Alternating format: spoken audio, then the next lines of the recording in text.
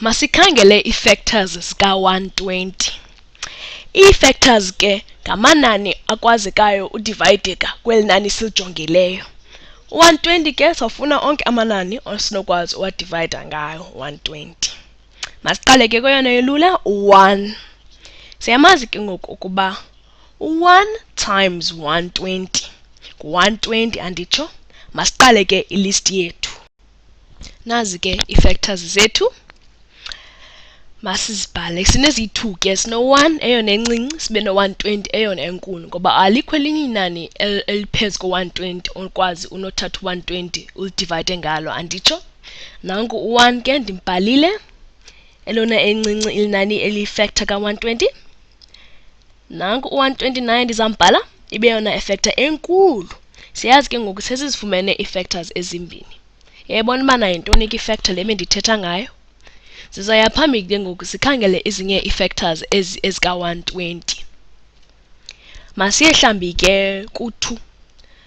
Masijonge ukuba u-2 uhamba njani. Siyamazi ke u-120 ngu-2 times bani? Ingaba u-120 ngu-2 times bani? Masenze ke i-division sizokwazi uyenza kahle. Mhlambi uyayazi ubana ngu-2 times bani, kodwa ndifuna uhamba step by step ndizondibonisa ubana sifike njani kuloo mpendulo anditsho. Singajonge ke u-120 ke sisimsuse lo 0, sijonge ke u-120 as engu-12. Andithi ne, siyamazi u-12 divided by 2 ngu-6 anditsho. Ngoku ke ngoku xa unothi 12 times 2, xa unothi 12 divided by 2 anditsho, ufumana u-6. Yiloo nto ke ngoku u-120 divided by 2 engu-60. Yabona? 120 divided by 2. U-2 akangeni ku-1 kodwa u-2 uyangena ku-12 ungena kayi-6. U-0 ahle, u-0 divided by 2 ibe ngu-0 anditsho. Akukho zi-remainder ke, okho manani mashiyekileyo. Nanku ke u-60 siyibonile ukuba u-2 times 60 ngu-120. Nantsi enye ezinye ii-factors zizifumene. U-2, eyona enye ifactor ke yosibini eyona enkulu emva kwala 120 u-60 anditsho. Besitshilo masathi u-120 yeyona enkulu ifactor. Eyosibini ke elandela emva ko-120 ibe ngu-60. Masijonge ukuba u-3 na uyifactor yini ka-120. Singabona ke ngoku 120 as u-12. Sithi 12 divided by 3. Siyamazi ke ngoku ukuba u-12 divided by 3 ngu-4 anditsho. Kodwa eli nani silijongileyo ngu-120. Yiloo nto ke ngoku xa sisithi 120 divided by 3 sawufumana u-40. Masenze i-division ngolu hlobo liqhelekileyo. Enye indlela yobona ukuba inani liyodivayideka ngo-3 na yokuthatha la manani siwadibanise. 1 plus 2 plus 0 asinike u-3. Njebe esinike u-3 siyayazi ke ngoku uyadivayideka ngo-3 ngoba u-3 divided by 3 ngu-1 anditsho. Sesiyazi ke ngoku ukuba u-120 uyohluleka kathathu. Qha ke ngoku wohluleka kathathu kangakanani. Sawukhangela ke ngoku le factor ihamba no-3. 120 divided by 3. U-12 divided by 3 ngu-4. 4 times 3 is 12. Sihlise ke ngoku amanani, u-0 nanku simhlisile. 0 divided by 3 ngu-0. Nantsi ke impendulo yethu yayibona, akho remainders, okho manani mashiyekileyo. Yiloo nto ke ngoku sibona ukuba u-3 times 40 ibe ngu-120. Yabona sifumane ii-factors ke ngoku ezinye ezimbini. Masizibhale ke ngoku ezi factors phaa phezulu ecangwe ezi factors besesizifumene. Yakhumbula besesifumene u-1 no-120, saye safumana u-2 no-60. Ngoku sifumene u-3 and then u-4 siyombhala phaa ecango 60. U-40 nankuya ku-40. Masiphinde ke ngoku sijonge ezinye ii-factors. Masijonge mhlawumbi ukuba inani elilandelayo u-4, ingaba na u-4 yifactor ka-120. Ndiyacinga ukuba nasoyibona uba ingahamba kakuhle nalena, kodwa mandikubonise uba kutheni ndithetha njalo. Masijonge la 120 njenge ngolu hlobo besimjonga, simjonge as u-12. Siyamazi ke ngoku ukuba u-12 divided by 4 andithi ngu-3. Kodwa thina sijonganga 12, sijonge u-120. U-120 divided by 4 ibe ngu-30 anditsho.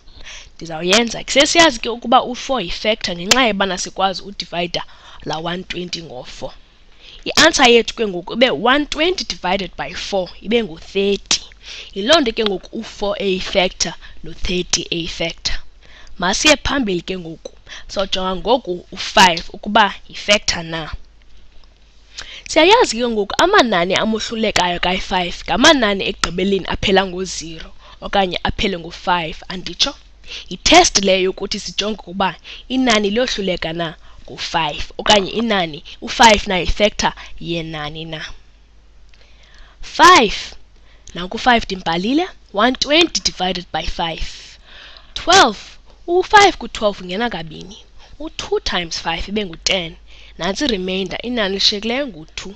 Sihlise u-0 ibe ngu-20. 20 divided by 5 ibe ngu-4.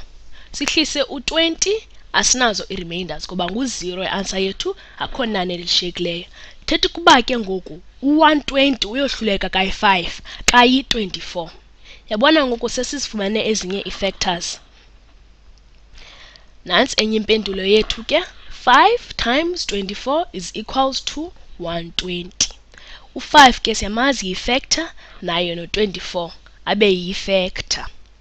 Masiye phambili ke ngoku sojonga inani elilandelayo ukuba yi-factor na. Mandikhawuleze nje ndilungise le nto ndiyibhale apha. Ndiye ke ngoku ndizawuthatha nomnye umbala yokuba sihambe phambili ukukhangela ii-factors zika-120. Masijonge ukuba u-6 na yi-factor ka-120. Ingaba u-6 times ntoni ku-120? Siyayazi ke ngokuba kuze inani lohluleke ngo-6 funeka lohluleke ngo-2 times 3, anditsho? Siyayazi ke ngoku ukuba njengoba besisesizenza ezinye njengolaa 4 nalaa 3 singakwazi ukwenza nala 6. Andithi 12 divided by 6 ku-2 kodwa sinalaa 0. Thetha ukuba 120 divided by 6 ibe 120 divided by 6 ibe ngu-20. Siyaziyazi ke ngoku ukuba u-6 yi-factor ka-120. 6 times 20 is equal to 120. Masiye phambili. Masijonge u-7 ke ngoku uba ingaba u-7 yi-factor ka-120 na. Masizame udivayida u-120 ngo-7. U-7 ungena kanye ku-12 kushiyeke u-5 ezantsi, anditsho? Sihlise laa 0. U-7 ungena ngangaphi ku-50 ungena kayi-7, anditsho? Ngoba u-7 times 7 ngu-49. Nanku 49, 50 minus 49 ibe ngu-1. Ngenxa yobana sine-remainder okanye sinenani elishiyekileyo engu-1, siyayazi ukuba u-120 akadivayideki ngo-7 kakuhle, evenly, akadivayideki kakuhle ngo-7. U-7 akayofactor ka-120. Nayibona le nto ndiyithethayo? Masijonge u-8 ke ngoku. 120 divided by 8. Masijonge ukuba u-8 yi-factor na. U-8 ungena kanye, anditsho ku-12 sibhale u-1. 1 times 8 ngu-8, sibhale 8 phaa phantsi ko-2. 12 minus 8 ibe ngu-4. Sihlise u-0, 40. 40 divided by 8 ibe ngu-5, anditsho? 5 times 8 is 40. Bengu-0 i-remainder. Ngenxa yobana sishiyeke nonani elu-0 ekugqibeleni, siyayazi ukuba u-8 yi-factor ka-120. Masibhale ke phaa phezulu ii-factors zethu. 120 is equals to 8 times 15. Masibhale ke 8 sibhale u-15 phaa ecango ko-20. Masiphinde ngoku sikhangele i-factor elandelayo ka-120. Niyayibona le nto ndithethayo ayinzimanga tu yokhangela ii-factors.